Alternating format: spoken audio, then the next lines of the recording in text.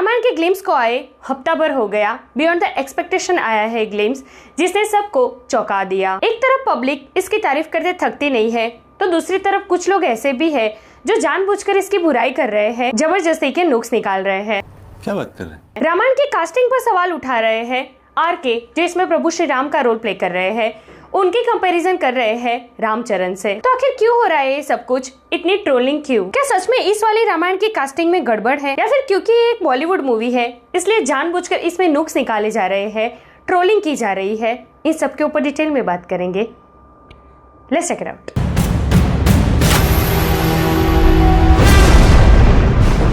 Hey everyone, welcome to film bay. मैं एकता जानी। यश, साई पल्लवी और आरके स्टारर मूवी रामायण के ग्लिम्स के आने के बाद जहां पर एक तरफ फैंस खुशी से झूम उठे हैं, तो दूसरी तरफ कुछ लोग ऐसे भी हैं जो जानबूझकर ट्रोलिंग कर रहे हैं, जो इसकी कास्टिंग से खुश नहीं है। खास करके आरके एस प्रभु श्री राम कास्टिंग से। आरके की इस ग्लिम्स में एक छोटी सी झलक दिखी है, हाफ फेस दिखा है उनका, और इतने में ही उनको लेकर नेगेटिविटी शुरू भी हो गई है। 2-5 लोग नेगेटिव कमेंट करते ना तो फिर भी चलता, लेकिन यहाँ पर तो नेगेटिविटी की मानो भरमार लगी पड़ी है। रणबीर कपूर के चरित्र पर और उनके एक्टिंग स्किल पर अब कुछ लोग सवाल उठाने लगे हैं।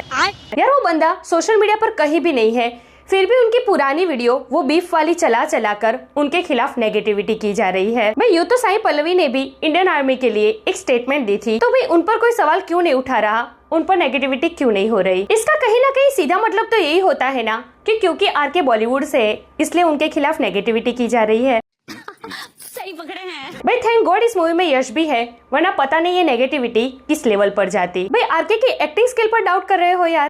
कौन है ये लोग, कहाँ से आते हैं? भाई एनिमल मूवी छोड़ो, वो तो अभी आई।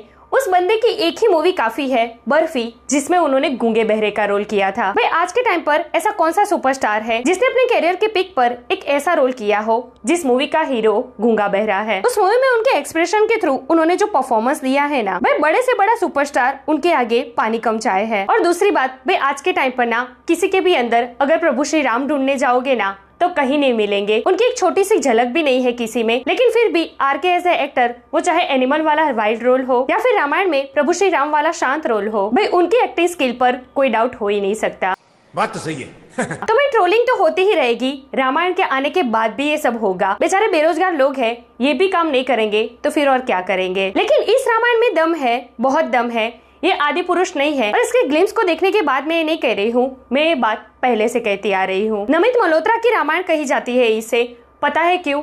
नमित मल्होत्रा इस मूवी के प्रोड्यूसर है, जिन्होंने 2015 में इस रामायण का सपना देखा था। 2023 में ये मूवी फ्लोर पर गई, तब जाकर 2025 में हमें इसकी एक छोटी सी झलक दिखी है। नितेश तिवारी जैसे डायरेक्टर है इसके, जिन्होंने ऑलरेडी दंगल के साथ 2000 करोड़ डिलीवर किए हैं। कास्टिंग की बात करें तो आरके ने एनिमल के साथ 1000 करोड़ डिलीवर किए हैं। यश केजीएफ के साथ 1500 करोड़ डिलीवर कर चुके हैं। ऊपर से नमित मल्होत्रा की ही कंपनी डिनेक का वीएफएक्स है इसमें, जिसने ऑलरेडी ड्यून जैसी मूवी पर काम किया है। हॉलीवुड के एक्शन डायरेक्टर है इसमें, हंस जिमिर का बीजीएम है, एआर रहमान के गाने हैं। ऊपर से एक पैन इंडिया नहीं बल्कि पैन वर्ल्ड मूवी है, तो इसमें अलग अलग लैंग्वेजेस का यूज किया जाएगा, और इसके लिए ना डबिंग नहीं होगी, एआई यूज करके डायरेक्ट अलग अलग लैंग्वेजेस में लिप सिंक करवाई जाएगी। तो भाई इस वाली रामायण का स्केल बहुत बड़ा है, बहुत ही ज्यादा रिसर्च करके ये रामायण बनाई गई है, तो इस पर शक करने का तो सवाल ही पैदा नहीं होता। ये पहले ऐसी मूवी होगी जो बाहुबली का रिकॉर्ड ब्रेक करेगी। भाई 3000 करोड़ प्लस पक्का है।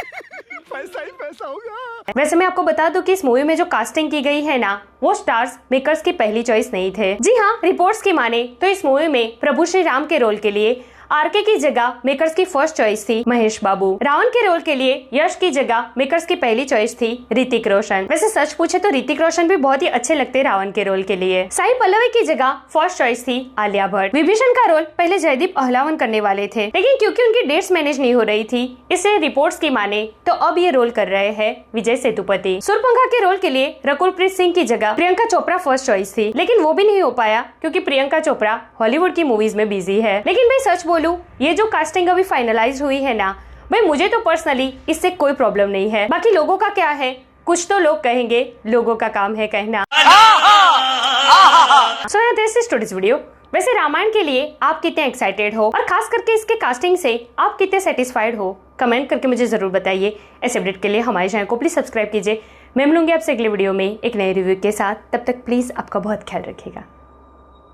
जय Hind. Ramayana and Love and War, which are coming up. So the films I'm working on currently is Ramayana, which is the greatest story ever. You know, my childhood friend Amit Malhotra, somebody who is so passionately making this film, has got the best of all the artists from the world, all creative people, the crew. It's directed by Nitesh Tiwari. It's made over 2 parts. I've finished the shooting of part 1 and I'll start part 2 soon.